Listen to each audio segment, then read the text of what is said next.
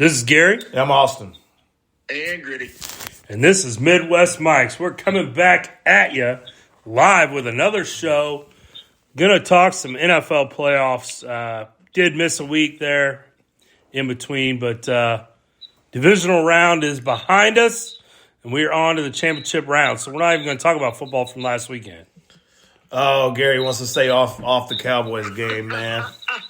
There's nothing to talk about, man. Nothing to talk about. Nothing happened last weekend. Chiefs won. That's all. Gary, I mean, I understand, I did pick the Cowboys too, you know what I'm saying? But my actual favorite is still playing, so I'm cool. Yeah, no, I'm obviously, I'm joking a little bit. I'm ready to talk about it. Get some therapy out. Yeah. From the Cowboys, obviously let me down. My thoughts initially are, after having a couple days to stew on it, I would love, and we'll get into this more later, I would love to move off Dak, but with his contract, it's just not possible. Right. But I think we've seen Dak's ceiling because the way that defense played on Sunday night is good enough to win a championship. I agree. You allowed one touchdown, several field goals. You lose 19-12. You have 2 turnovers, which led to 6 points, and you get an extra point blocked. That's your 7 you lose by. But this defense right now, as it is with Dan Quinn as the coordinator, which you might possibly lose him too, but I mean that's an elite defense that's good enough to win a championship. Yeah, I agree. I mean, I can sum that game up a whole lot easier than going into the X's and O's and everything like that. And what you said about Dak, it's simply you had a chance, and you get a chance because of the defensive play.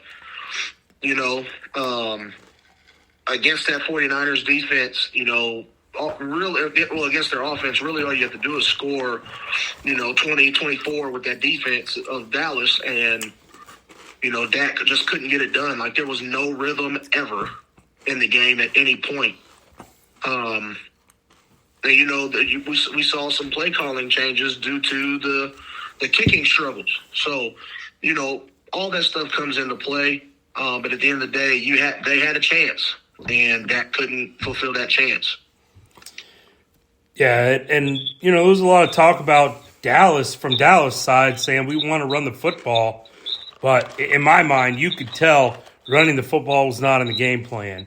Now I know Pollard gets hurt, and that changes it a little bit, but even after Pollard went out, there was not before he went out and after there was not an effort in my mind for them to run the football.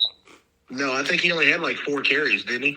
No way, really? Yeah, Pollard didn't have very many carries, and his backup, you'd think if the game plan is to run the football, then his backup would have got at least a few of the carries that were meant for Pollard in the game after the injury.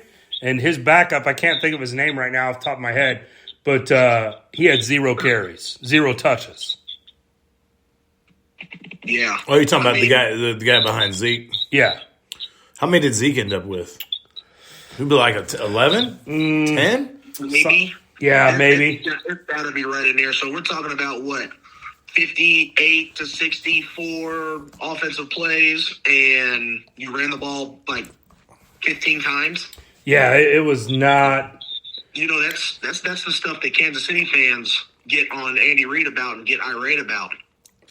Yeah, I agree with that. Yeah. So Zeke had 10 carries for 26 yards. Oh. Pollard had 6 carries for 22 yards. Yeah. Dak had 4 carries for 22 yards. And then CeeDee Lamb had 2 carries for 6 yards. So in reality, you carried the ball 16 times in 64 offensive plays. Yeah, Dak was 23 for 37. 206, the 1 touchdown, and the 2 picks. So Do a flip on that and let me know how many times did San Fran run the ball? let's see. San Fran ran the ball 32 times. Yeah. So, Mitchell had 14 carries. McCaffrey had 10. Debo Samuel had 4. Purdy had 3. And then Kyle Juszczyk, their fullback, had 1. Check, man. Juszczyk. All right. Hey, Juice. He's nice. He is. He's a really, really dominant fullback. You don't see too many teams carry a fullback. We do. We got Burton, but that dude is really, really great. So if you take away the quarterback runs, because those aren't not necessarily all the time, you're talking about 18 carries for Dallas, and you're talking about 29 carries for San Francisco. So 11 more touches. Yeah. Gary, check another stat for me real quick. Check time of possession. Let's see if they got it on here. It'd be on stats, maybe. Okay. Like game stats or some shit like that. There you go. There we go. Total yards. Time of possession was 27:07 for Dallas, 23:53 for San Fran. So that's pretty even, in my opinion, from 27 to 32. That's not a huge difference, but I just and really both interceptions were 100% on Dak making the wrong throw. Yeah. Some people were trying to say that maybe the first one, Gallup should have came back to the ball more. Whatever but no, Dak shouldn't have thrown the ball there at that time. And the second one, definitely he shouldn't. He was trying to squeeze it in between two guys to CD, and he should have just went somewhere else or ate it. Sacks are bad too, but interceptions are worse. So when we really break the game down, it's the turnovers, man. And Yeah. in reality, there were two other balls that should have been intercepted. Yeah. He threw one on, I think it was either the next to last drive or the last drive that hit 49ers guy square in his chest. Yeah, it should have been a pick six. And some people are giving Diggs a hard time because he dropped one. But, you can't put it on those guys. To me, the defense did their job. They gave up one touchdown. Yeah, I agree. They gave up 19 points. To me, if you can't score more than 19 points in a playoff game, you don't deserve to win. Right. Yeah. So I put this game 100% on the offense, the offensive staff, Dak Prescott, the turnovers. And you can say what you want about the play calling, but ultimately, and I know this as a coach, players got to go play. So you got to somehow Dak has got to not throw those balls. Yeah. Yeah. All right, well. But let's move on. Yeah, let's recap. So let's recap Chiefs-Jags.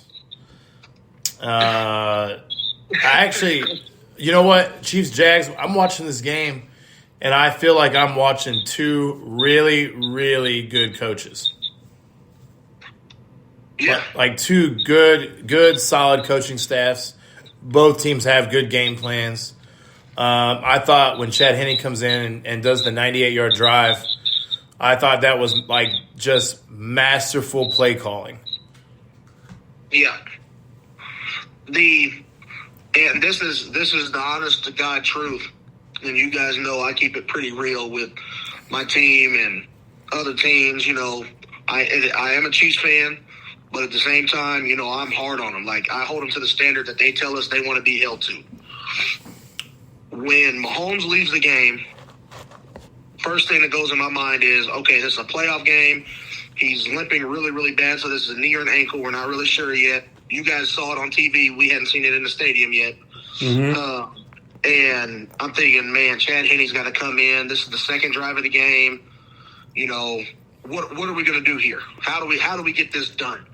And to be honest with you, we're sitting there and we're watching the 98-yard drive happen, and Pacheco busts the 62-yard run or 58-yard run, whatever it was. I can't remember right off the top of my head. Yeah.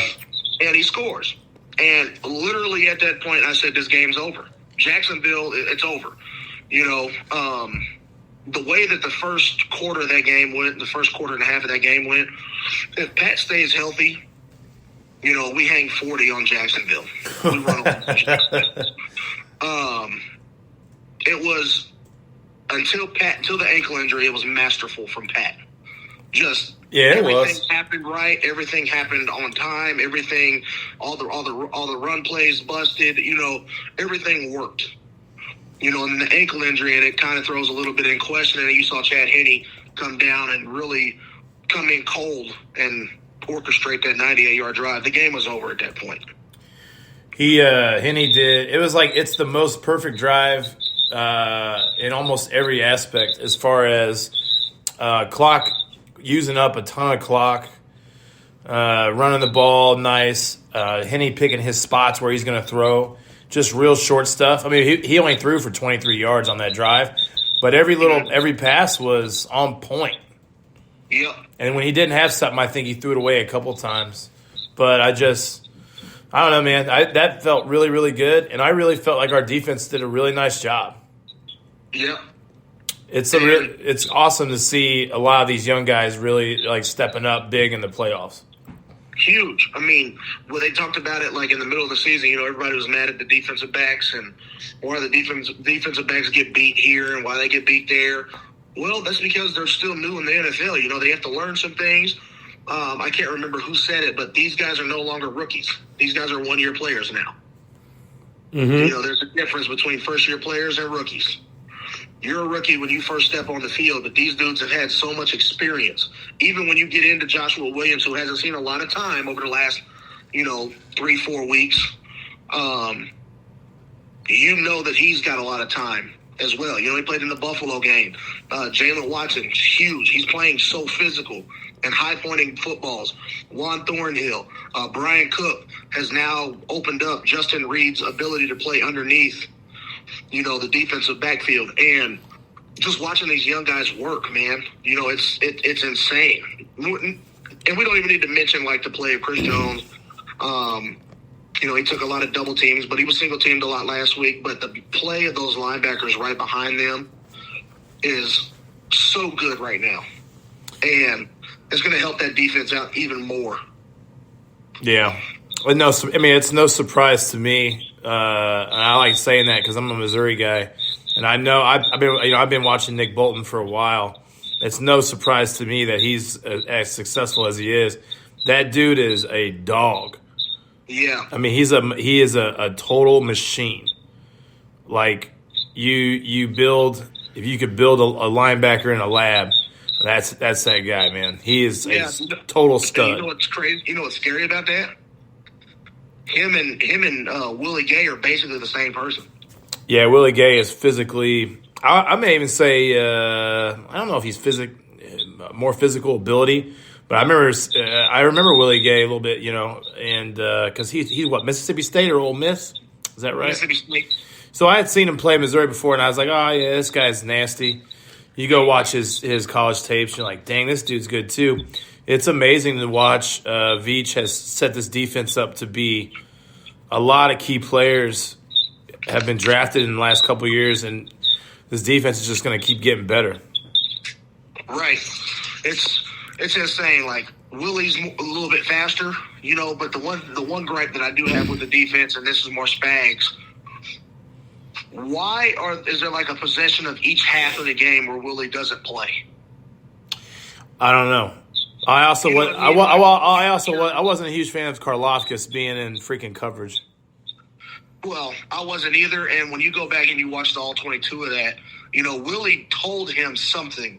Like, Willie knew the blitz was coming from that side, and he told Karlaftis something right before the snap, and Karlaftis kind of hesitated. Oh. And that kind of opened up that passing lane. But I think Willie did tell him, hey, this is your coverage here. Make sure you hop out. Willie's studying film, seen this play develop before. And I just think, the communication, it's hard to hear. It was, oh my God, it was so loud. And we've even heard that from our rookies this year. It's hard to hear. I just think Karlaftis hesitated just a hair. But I agree. He doesn't need to be in coverage. Willie should probably take that coverage. And it's still not an advantageous spot. Granted, he's the running back coming out of the backfield, but it's still Christian Kirk. So, Yeah, he's good. I mean, there was really, at least I didn't feel like, and obviously I'm not as big of a Chiefs fan as you guys are. I cheer for them because I live here and I want them to win every week, but obviously I'm not as ingrained in the fandom as you guys are. But there was never a point where I felt like that game was in doubt. Except when Pat was limping around. Yeah. Yeah, I mean, obviously, if he's hurt there bad and can't come back, that's a different story. But once your backup quarterback leads you on a touchdown drive, and Pacheco gets the long run for the touchdown, like you said, you're kind of like, okay, we're good now. But I mean, yeah, there's definitely no real doubt of like, hey, I'm nervous versus my game where. Like, they were playing from behind, really, after that third drive. Yeah. And in the Dallas game, I mean, like we talked about to start, one play. Yeah. One play is the difference. This game, the Chiefs and Jacksonville game, wasn't a one play difference. Yeah, exactly. And there really wasn't a one play difference in any of the other games for divisional weekend either. Yeah, and I mean, the younger Chiefs fans, you're a little younger than us, obviously, but, I mean, the kids even younger than you, like, they don't understand this is not the norm. No. This is no one has ever, until Patrick Mahomes, played in 5 straight championship games their first 5 years as a starter. Yeah. Yeah. I mean, this is unreal, especially to be the team hosting all 5 of those Every games. year. So, Yeah, I know it's crazy. I'm like, please, everybody, like, do not take this for granted. Like, this doesn't happen. No. It's not supposed to happen in the way the NFL is designed, right? Yeah. I mean, the NFL is designed for a rotational teams, or teams that rotate, being good and being bad, being good and being bad. Yeah. Look at Cincy. Cincy was god-awful. Yeah. I mean, about 5 years ago, right? Yep, about 5 years ago. All of a sudden, you draft some defensive guys. You bring in Hubbard. You bring in Hendrickson. You bring in Joe Burrow. You bring in Jamar Chase. You bring in T. Higgins, Samaje Perine, and Joe Nixon. All of a sudden, look at where you're at. Yeah. That's how the NFL is set up. Now, when it comes time to pay these guys, like we talked about, Yeah. that's how the NFL is set up. You got to be able to pick with those late first-round picks, second-round picks, and third-round picks and beyond, and they have to hit if you want to have sustained success, right? The Patriots did it in the early 2000s and 2010s. I mean, every year. It was like, who is this guy that Bill Belichick keeps coming up with that is dominating us? Yeah. I mean, other than Randy Moss, in Tom Brady's time in New England, it's hard to name other receivers that he was throwing to. Right. I mean, Wes Welker, I don't know, and I don't even know if he was drafted there. No, he was Wes Welker was like a guy they picked up from somewhere else. Miami. So Yeah. Wes Welker was Edelman maybe. Wes Welker was he was like a return guy or something in Miami. And Belichick says, I've seen this before. Belichick said he remembers watching tape and like scheming against him, and was like, "Dang, I'd like to have that little guy on my team." Right. And brought him in because he saw something on tape. Edelman, I think, is a draft pick, but he was like a D2 guy. Yeah. But like Nate Ebner, he was playing rugby overseas, and he ends up winning 2 world championships with the Patriots. Yeah. I mean, it's just it's crazy, what we've seen really in the last 20 years, how the Patriots were a dynasty, and then obviously the Chiefs are on their way there. Now, real quick, let's transition, talk about the Buffalo game, Buffalo-Cincinnati. People are asking the question on the internet, is the dynasty over? And I'm like, what dynasty are you talking about? They've won 0 world championships. They played for 0 world championships. They've won 0 conference championships. Yeah. So how is that a dynasty? Have they made it to the AFC Championship game? Yeah, they got Yes. the hell The down 13 by seconds. No, that was the division. Oh, that was the divisional? That was the divisional game. Okay. The COVID year was the year they made it to the AFC Championship game, and we beat the piss out of them. Okay. That was the game with Stephon Diggs watching the celebration. That's the Okay. Okay. Yeah, and we dogged those dudes. beat the hell out of them. Okay. So, I mean, and maybe I'm wrong. Tell me if I'm wrong here, but to me, you can't call Buffalo a dynasty. Like, No. they win a bunch of regular season games. Good for them. Here's the thing about it, too. No one is saying they suck. They don't suck. No. They're a good team. And if someone was like, hey, within the next 5 to 7 years, do you think Buffalo has a shot at playing in the Super Bowl? I say, well, yeah, they do. Because I think in the next few years we'll see how some of the quarterbacks shake up, but I feel like it's Chiefs, Cincinnati, Buffalo, and then maybe wherever, because I think Caleb Williams is that good. Wherever he ends up, if that dude ends up in the AFC, we're looking at that dude. I mean, AFC is stacked. So, anyways, but yeah, I thought Buffalo came out really flat. The whole game. They had no momentum, and they're at home. What aren't they supposed to be like the rowdiest stadium, one of the rowdiest stadiums or something like that? I think they are. For tailgating, that's what they say, because they run through the tables and do all that stuff. They just. I mean, the stadium was loud like at the very beginning, but after that, I mean, Cincinnati marched down the field and scored a touchdown. I mean, it was the easiest touchdown I've ever seen scored. Oh yeah, it was. I mean. What was Joe Burrow on the first drive? Like 6 for 6 for 65 yards and a touchdown? Yeah, he had really good stats. Burrow's a dog, man. Just marched, and that game was never in the balance, ever. No.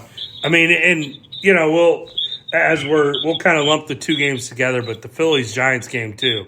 That was just an ass whooping.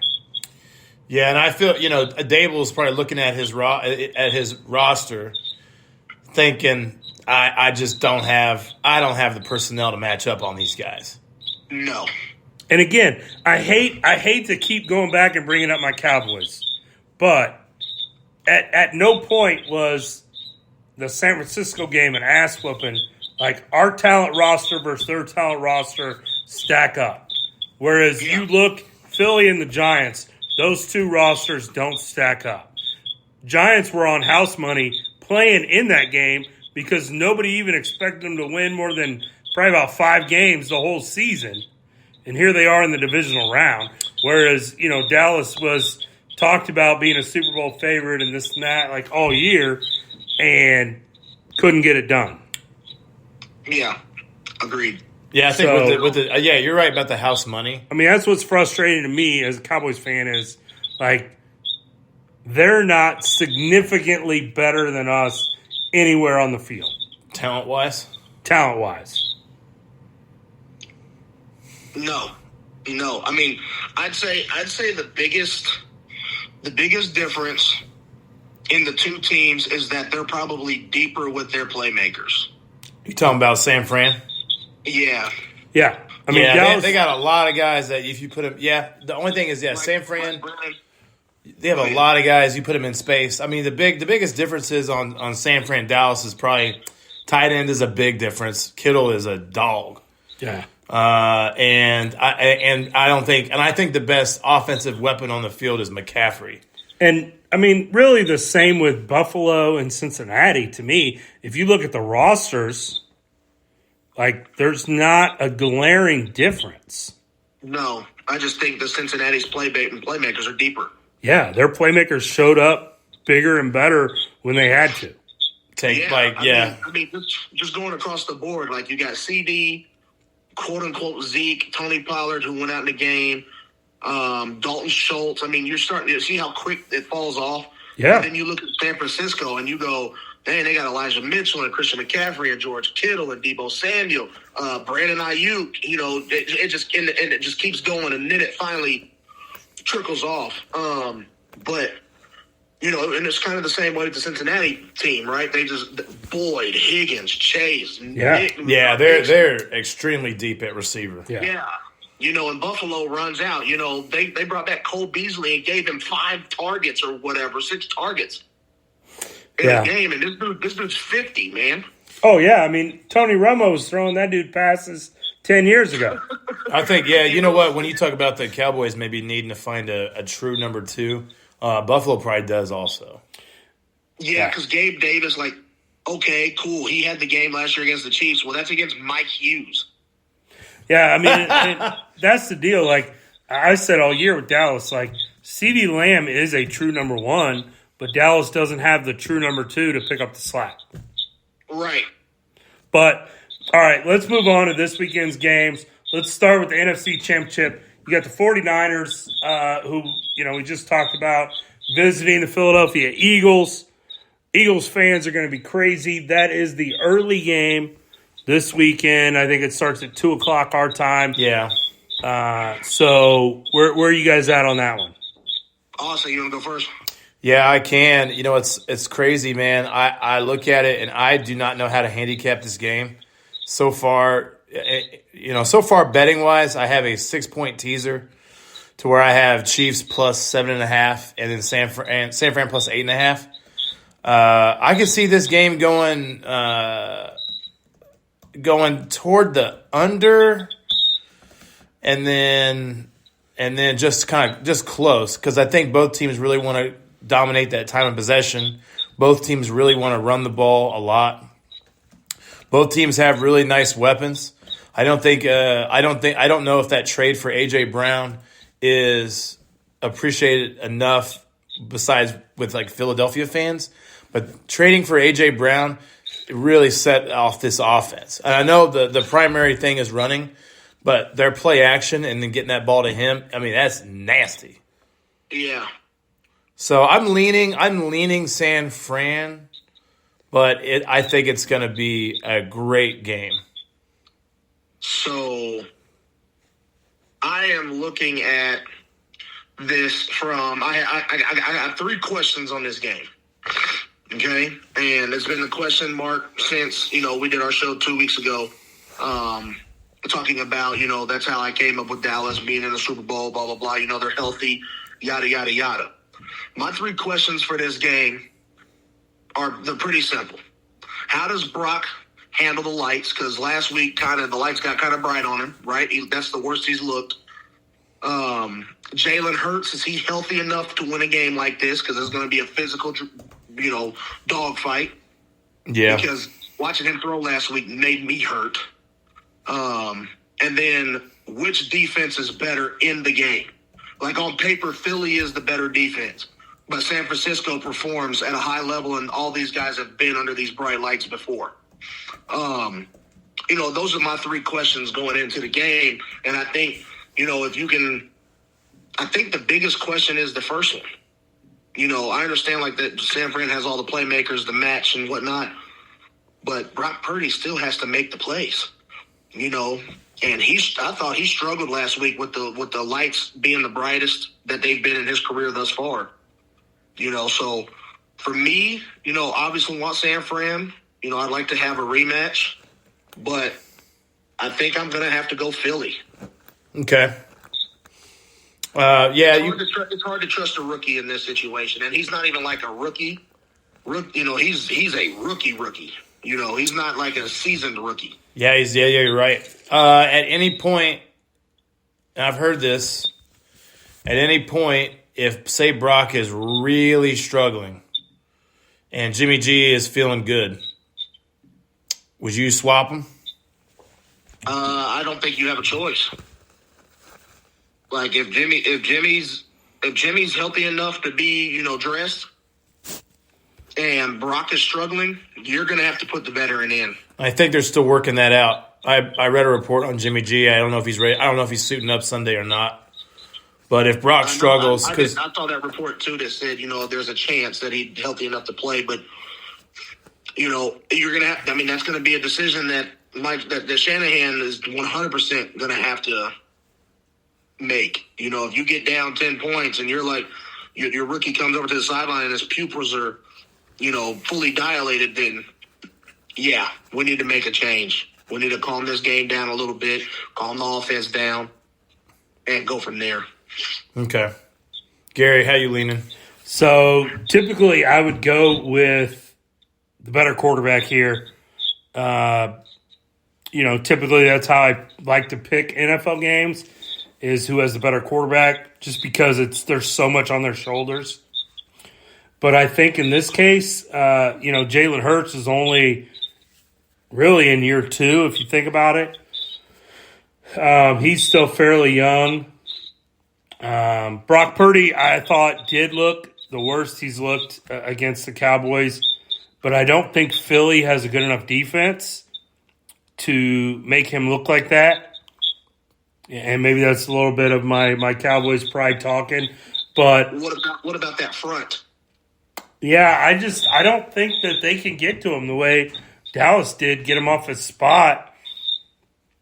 I really think Purdy can do enough, but I really think that San Francisco defense can stifle the Philly offense enough, and Brock Purdy can make a play or two, and that San Francisco wins this game. Yeah, that's my third question, right? Which defense is better? And I think San Francisco's defense is better than Philly. Obviously, I saw Philly. Defensive football. Yeah, we saw Philly twice this year. A Cowboys fan, and one time we had Cooper Rush, lost in a one-possession game. The other time, Philly had their backup, Gardner Minshew. Dallas won a one-possession game. Right. So I don't think you can read a ton into either of those, but I just think that when it comes down to it, that San Francisco defense is that much better than the Philly defense, and that's going to be the deciding factor in the game. Yeah, I just look at the playmakers, and I think for some reason I feel like San Francisco's going to come in and try to stop the air attack so much that Miles Sanders could run for 150 yards in this game. Yeah, and if he does that, San Francisco's in trouble. I think that the San Francisco coaches know that the way they win this game is kind of like they did against Dallas, 19-12, or 17-14. Make it ugly. Ball control, physical on the front. And I think Philly knows the opposite. Like, if they're going to win the game, it's 34-17. So they're going to be running quick. So that's at least that would be my mentality if I'm Philly, is I'm not going to play their game and try to beat them. I'm going to try to hurry up and score, and just score as much as I can against their defense. Yeah. Maybe have a couple mistakes in there. Yeah. Yeah. That might be. It could be. It could be. It could be the same thing. Yeah. Hey, who turns the ball over is going to lose the game. Yeah, and I think that's the mistake Dallas made last week, was trying to play San Francisco's game versus what we had done against Tampa the week before, and just air it out and say and run it and say, let's go, we're going to score. But anyway, so I'm picking San Francisco to win the game. Austin, what about you? Yeah, I'm leaning San Francisco. That's how I'm going to bet it. I think it's going to be a close game.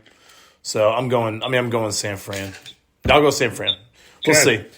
We got Chiefs, Bengals. I think it should Greedy's going Philly, just so y'all know. Huh?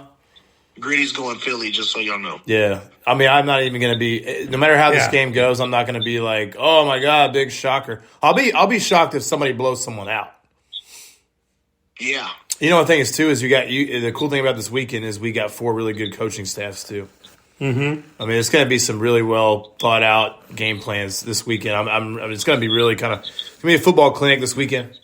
So Chiefs Bengals. That line right now is Bengals -1. I got bets in for the Chiefs already. So I'm a homer, so I'm going to pick the Chiefs anyways.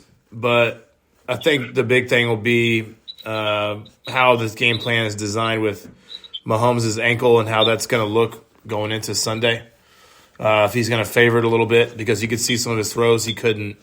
He wasn't. I mean, he still looked pretty good, but he couldn't. There was times where he was trying to make a throw, and it looked like it was hindering his ability to do exactly what he wanted to do. Even though he did scramble, and I was nervous the whole time. But of course, I'm going Chiefs, and I think the key will be for me will be that can Chris Jones get that sack, and I think Frank Clark's going to have another big game. Okay. All right. I'll go, and then Gritty, you can round us out on this one. But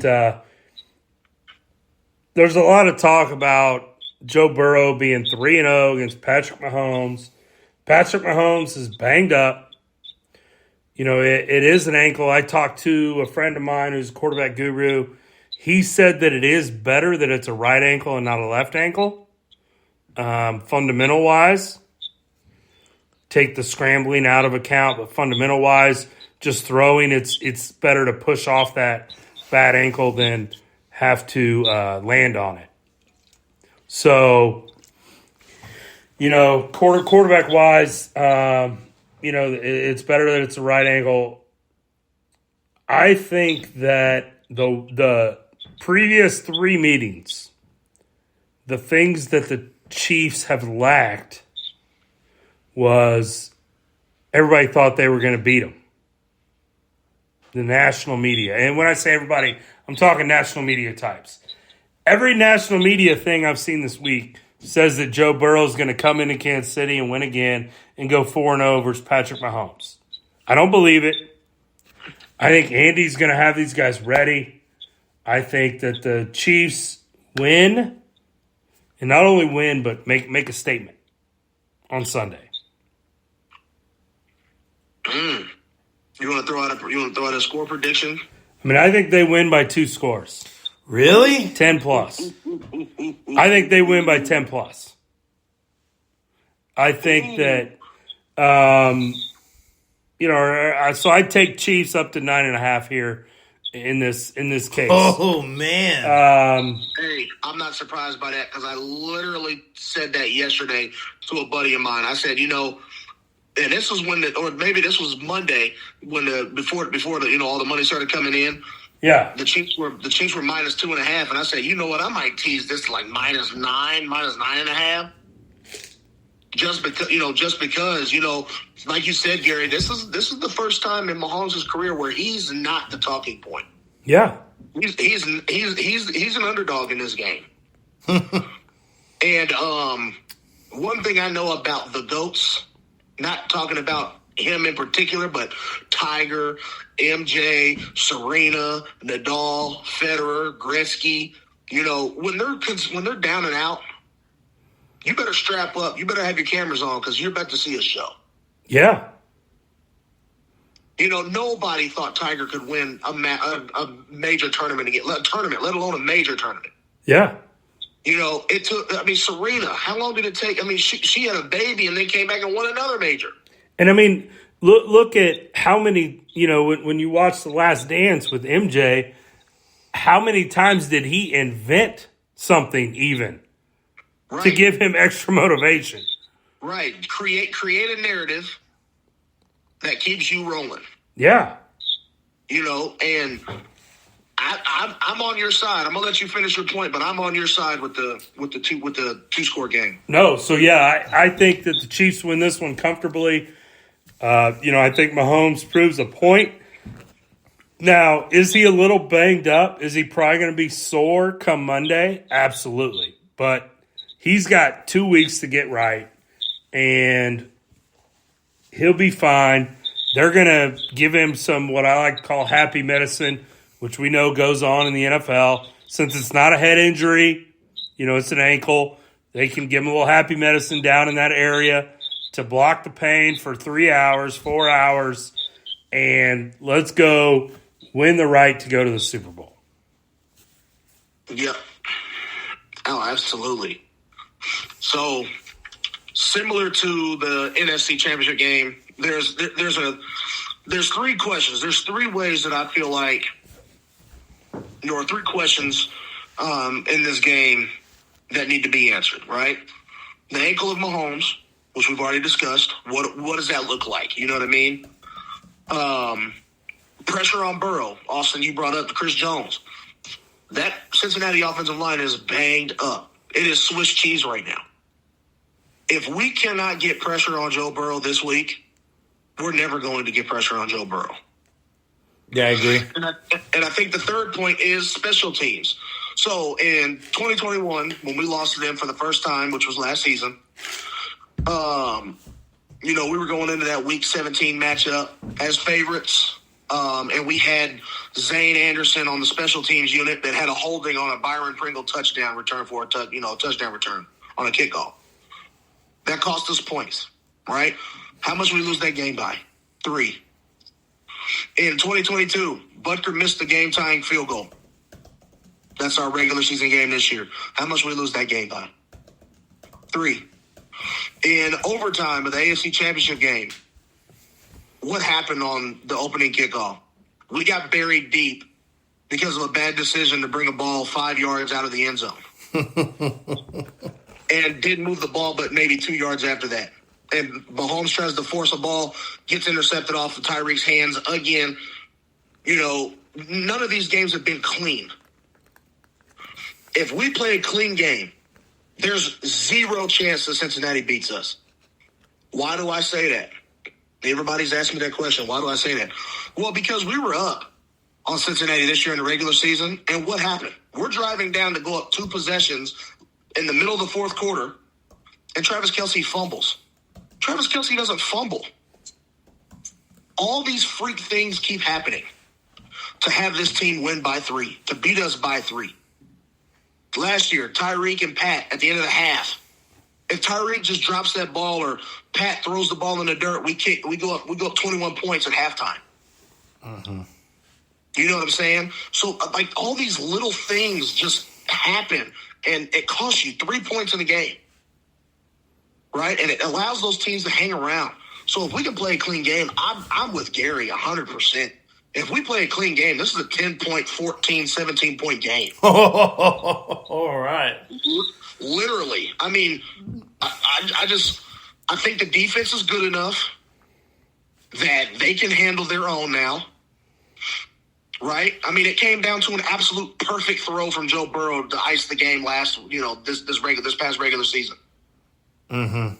With a rookie in coverage to the best wide receiver in football.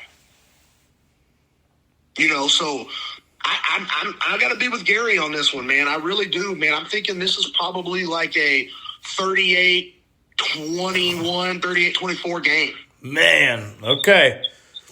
I was say that in the pockets doesn't worry me at all. He threw 35 touchdowns this year. He was number one ranked in every quarterback stat from the pocket this year.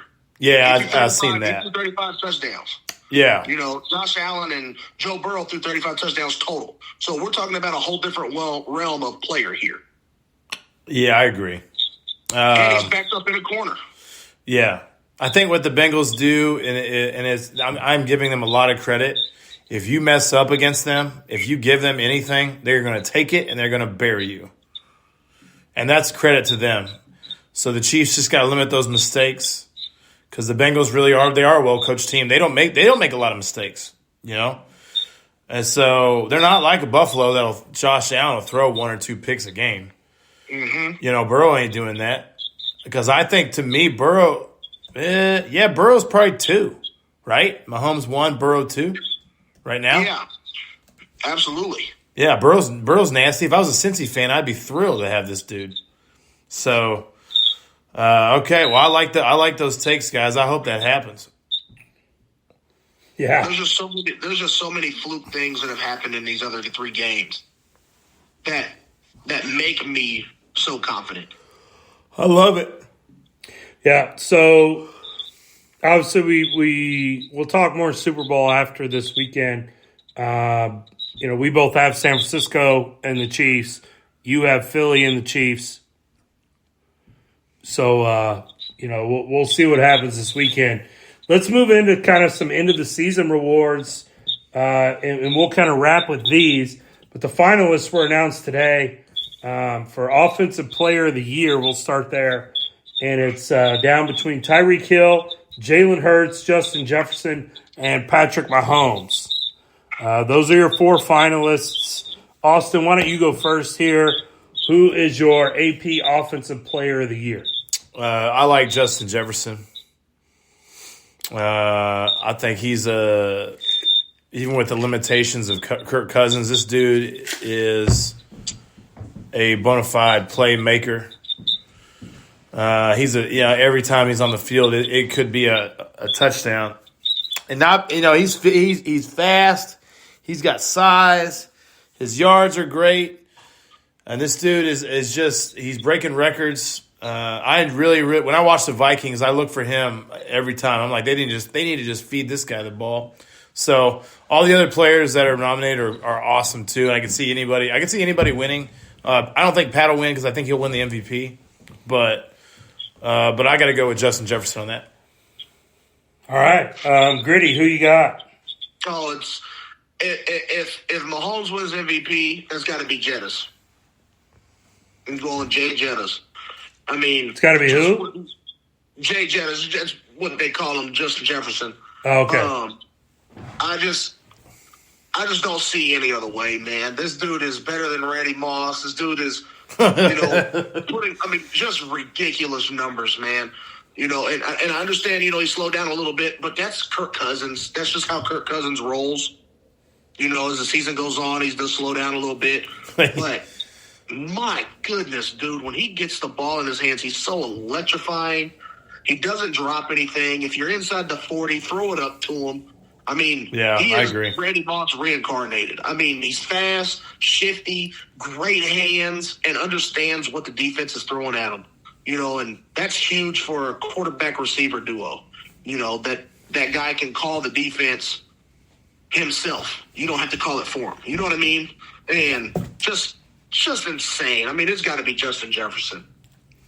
All right. I'm actually opposite on you guys here. I think it's Jalen Hurts. Just because I think because he was the MVP in the MVP conversation, that if he's not going to get the MVP, which is a little bit of spoiler alert, you guys probably know where I'm going to go then. But because he doesn't get the MVP, I think he's going to get Offensive Player of the Year. So that's my reasoning there, because I think he's the second best offensive player this year outside of, obviously, Patrick Mahomes. I agree. They wanted to give him the MVP so bad. They did, and that's why I think he'll get this. That's kind of my reasoning there. We all know the NFL is a business at the end of the day. And, so, I don't really have any good arguments against Justin Jefferson. But my argument just is that Jalen Hurts was essentially the second best offensive player, and he missed some games, so he's not going to get the MVP. But let's go AP Defensive Player of the Year. Nick Bosa, Chris Jones, and Micah Parsons are the finalists here. No surprise, I'm going Micah Parsons. He is that guy. He affects a game like no one else. He's the guy that you got to know where he is every snap of the game. They line him up everywhere on the defense, inside, outside. He drops into coverage at times, which I don't like as much, but I think he can play any spot on your defense. So I'm going Micah Parsons, Cowboys linebacker. Okay, I have a feeling that we're all three going to be different in this one, which is great. That's great for ratings and everything else. Yeah. I'm going to go Nick Bosa, and this is no slight to Parsons. Obviously, I've talked about Parsons on the show before. You have to know where he is. You got to, he has to be the main piece of the Dallas defense. We talked about him having to get after Tom Brady in the first playoff game in the wild card round. I love Micah Parsons. I want Micah Parsons to be wearing red, yellow. Yeah, that's not happening. Chris Jones balled out this year, right? What was he, 1 sack shy of his career total, or he tied his career high? Yeah. Exceptional this year. But when I think of Defensive Player of the Year, I think Aaron Donald, I think Lawrence Taylor, I think, Derek Thomas. When a play needs to be made, it's going to be made. And that's kind of what you get out of Nick Bosa. You know what I'm saying? Like, when a quarterback drives back and you're like, yep, I need a sack right here. He's going to be close. Right? And I think he just affects the game so much from that aspect. Like Micah if they just sent Mike after the quarterback every year, Defensive Player of the Year 2-3 times in a row. Agreed. Chris Jones has been in the league long enough. If he hasn't won Defensive Player of the Year by now, this might be his best chance. But Nick Bosa is still relatively young, has a huge motor. He's a beast off the edge, and I just feel like he affects the game so much. I really do. But yet he had 0 sacks last weekend. So, just going to throw it out there. Hey, who's playing this weekend? I'm just going to say 0 sacks. 0 sacks. Which one of them are playing this weekend, Gary? 0 sacks. Chris Jones has 0 playoff sacks ever. So, yeah. I'm going Parsons. Oh. Yeah, I love Jones. I love Jones. No, I love Jones, but when I watch Micah Parsons, I feel like I am watching Lawrence Taylor. I mean, I think he's just, I don't know. It's like you see a guy like this every once in a while. I have the same feeling when I watch Aaron Donald. Saying it's just prime Von Miller. Like, it's just if I was a Dallas fan, I'd be like, please sign this guy to a mega defensive contract. Don't let him get out the room. You don't want to get a defensive guy signed for 10 years, nothing like that. But you got it. If I was Dallas, I'd try to make him the highest paid defensive player in the NFL. I think he affects the game that much. But it's the same thing. The cool thing about that award is I think it could go to any of these 3 guys. And nobody you wouldn't feel crazy about it. Now, I did pick Parsons as a Cowboys homer, but I think Parsons is the best. I honestly would not be shocked if Bosa got it, just because, like you said, who's playing this weekend? Yeah, I can see that. But I'm going Parsons. And I mean Nick Bosa. There's a guy that nobody is really talking about that I think should have been in the conversation, and that's what's his name from Philly, the defensive end from Philly, led the league in sacks. See, you don't even know his name, so he's from Philly. He's dumb. He's from Philly, so he's done. Oh my goodness, I can't remember his name. I'm trying to look it up. But Hassan Reddick. That's who it is. Hassan Reddick just had a great season, quiet amongst on a great pass rush defense. But there's a lot of guys out there that could have had it. That could have been finalists. And I don't know if they released semifinalists, but when's the last time that a defensive back didn't have a guy in as a finalist? Yeah, I don't know. Yeah, I just feel like there weren't enough guys with enough picks this year to be up there. Yeah. But let's go ahead and flip over to MVP of the league. Is anybody? Hey Dallas man, can you just say it for me, please? Say what? Just say it. MVP Pat. Yeah. Mahomes, I think Mahomes gets the MVP. Yeah, absolutely. He was the best player in the league this year overall.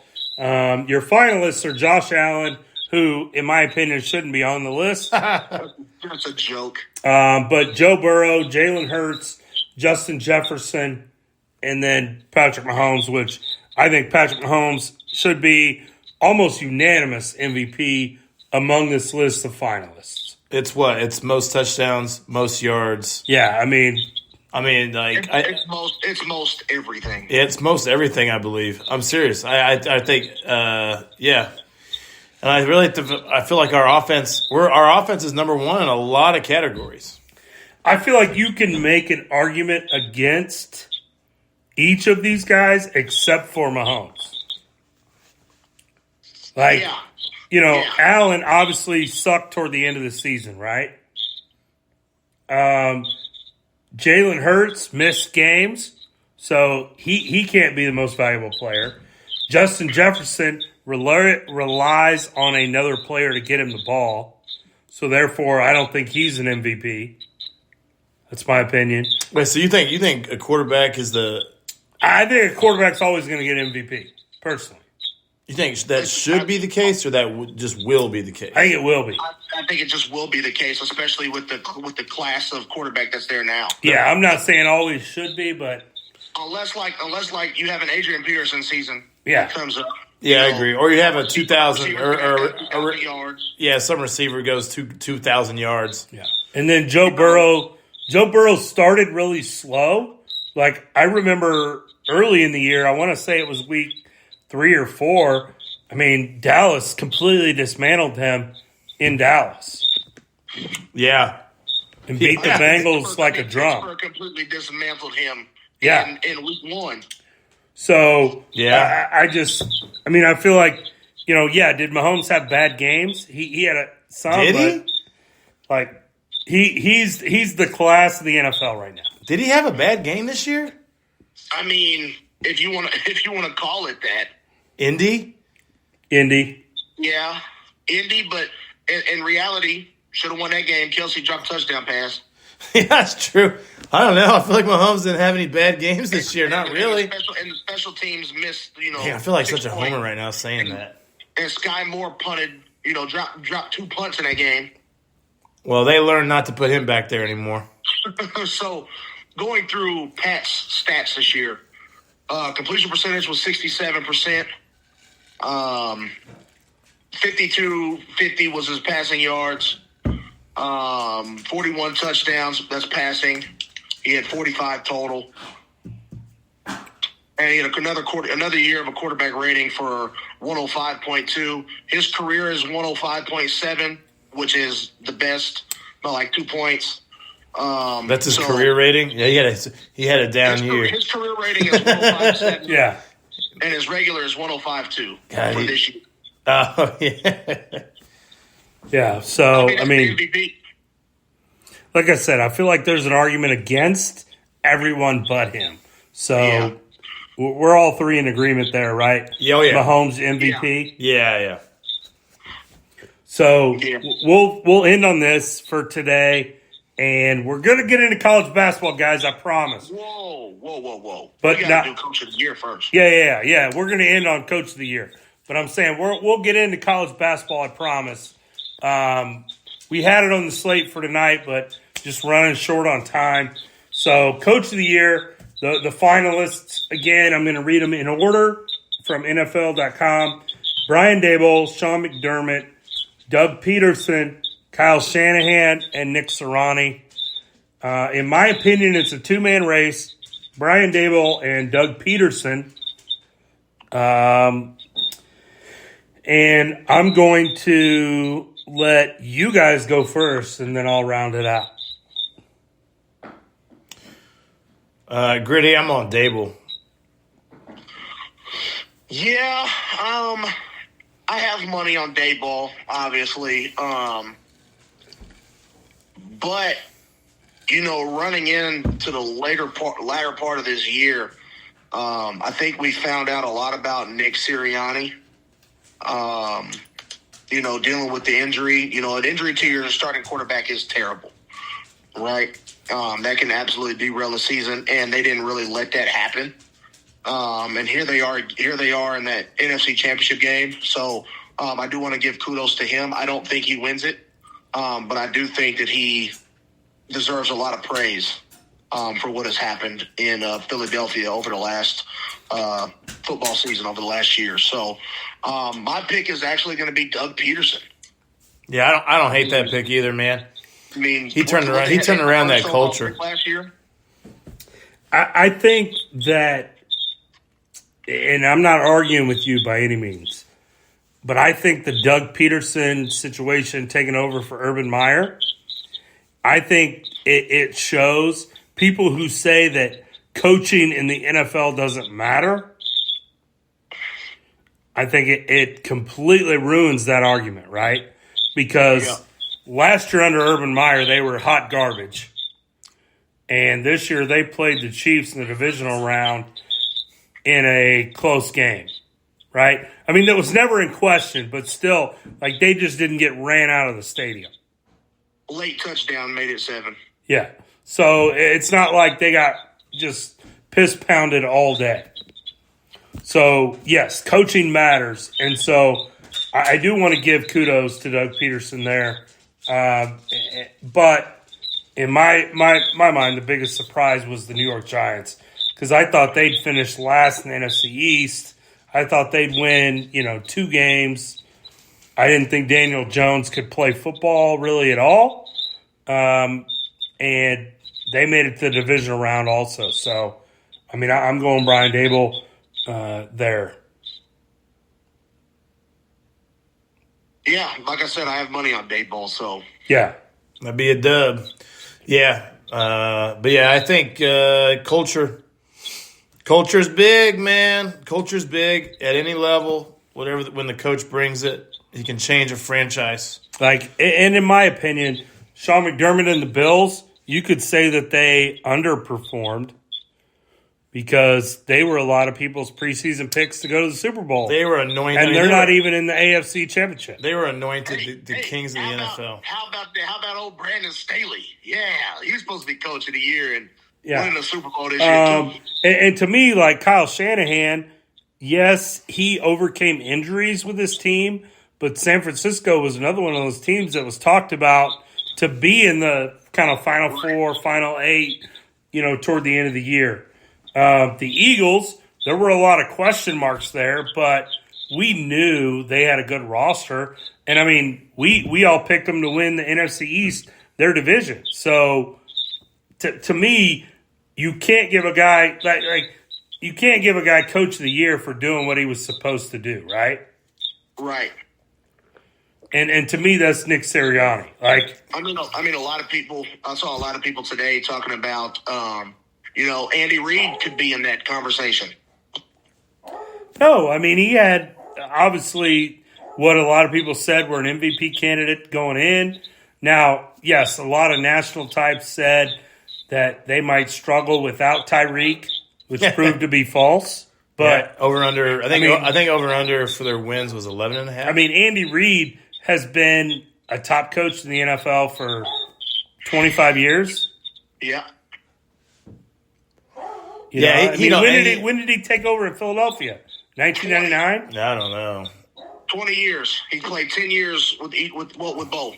Yeah. So I mean, to me, that's not now, and that's not a slight to Andy Reid. It's just he's doing what he's supposed to do. Yeah. Yeah. I mean, he's been around enough. He knows how to deal with quote unquote under-talented rosters. Yeah. He knows how to work a ball game, and you're seeing that pay off. Executive of the year, I'm going with my man Veach. And Veach we trust. Yeah.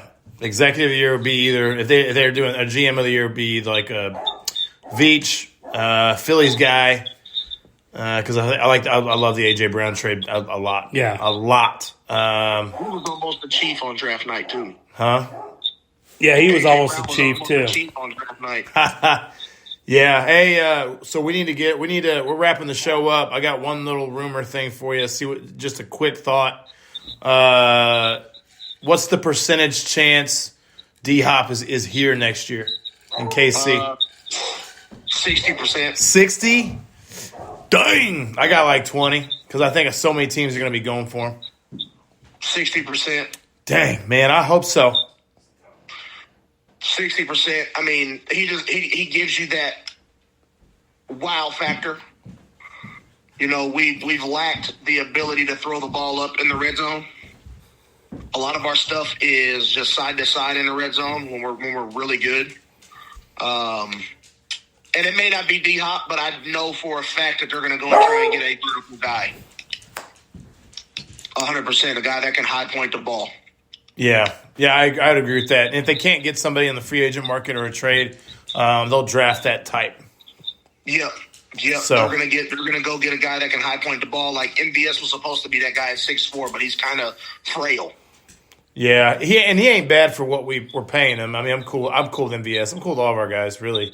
All right, yeah. So we can wrap it up there. By the way, I don't know if you guys could hear, but my dog Nani decided to make a guest appearance, barking her little tail off at nothing in the dark. It sounded like she was it sounded like she was barking the tomahawk chop. So you might want to check her out. Yeah, maybe she was. Yeah. But anyway, hey, another great show. We'll be back next week. We'll talk about some playoff quarterbacks and where they should end up. We'll talk about college basketball next week, I promise. But I'm Gary. This is Austin. And Gritty. And we'll be back next week with another show.